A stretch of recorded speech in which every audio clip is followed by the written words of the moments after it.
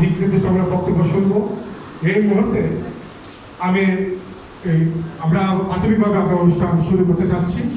আজকে অনুষ্ঠানের মাননীয় উদ্বোধক মহোদয়ের উদ্বোধনের ঘোষণার মাধ্যমে দিয়ে আমরা আজকের অনুষ্ঠানের উদ্বোধন ঘোষণা করবো। এই মুহূর্তে আমি আজকে বাকি অনুষ্ঠান পরিচালনার জন্য আমি অনুরোধ জানাচ্ছি গ্রাম পুলিশ আনোয়ার ভাইকে, আপনার বাকি অনুষ্ঠান পরিচালনা করবেন। আমরা জানি আমি 2018 সাল থেকে বাংলাদেশ গ্রাম পুলিশের সাথে সম্পৃক্ত ছিলাম, আছি এবং থাকবো ইনশাআল্লাহ। আপনারা জানেন আমরা প্রেস ক্লাব থেকে শুরু করে কাকরাইল মোড় শাহবাগ পর্যন্ত প্রতিটি স্থাপনায় আমরা 5 থেকে 7,000 লোক আমরা একত্রিত হয়েছিলাম।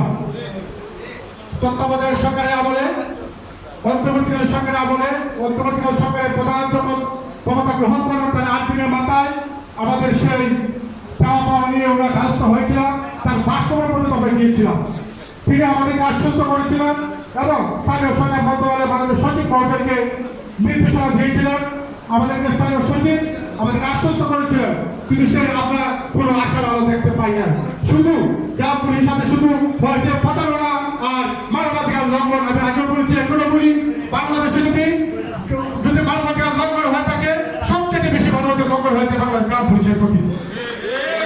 আমরা বর্তমান সরকারের মাননীয় প্রধানমন্ত্রী আমরা দেখতে পাচ্ছি সরকার গঠন করেছেন, আমরা তার উপর আমরা পুরো আশ্বস্ত এবং বিশ্বাস রেখে আমরা এগিয়ে যেতে চাই। আমরা তার উপরে আশা ব্যক্ত করি, তিনি লন্ডনে থেকে সপ্তম করে বাংলাদেশে এসে আইএমএ জাহালিয়া রঞ্জুর তাপস্যা থেকে বাংলাদেশে এগিয়ে যাচ্ছিল, সেখান থেকে আলো জ্বালিয়ে বর্তমানে বাংলাদেশ একটি জায়গায় নিয়ে এসেছেন। তার জন্য আমরা প্রধানমন্ত্রীকে আমাদের আন্তর্জাতিক মানবাধিকার সংস্থার পক্ষ থেকে এবং বাংলাদেশ গ্রাম পুলিশ এসোসিয়েশনের পক্ষ থেকে ধন্যবাদ কৃতজ্ঞতা জ্ঞাপন করছি। তার প্রতি আমরা পুরো আশ্বস্ত থাকতে চাই যে গ্রাম পুলিশের যে কান্নার আওয়াজ 18 বছরে কান্নারে পৌঁছায় নয়, কাউকে আমরা বাইরে গেছি কান্দাকানি করেছি, কেউ আমাদের কান্নার আওয়াজ শুনতে পায় নয়। আমরা আশীর্বাদ ব্যক্ত করি মাননীয় প্রধানমন্ত্রী আমাদের কান্নার আওয়াজ শুনতে পাবেন এবং বাংলাদেশ গ্রাম পুলিশকে সেই অসহায় জীবন থেকে মুক্তি দেবেন।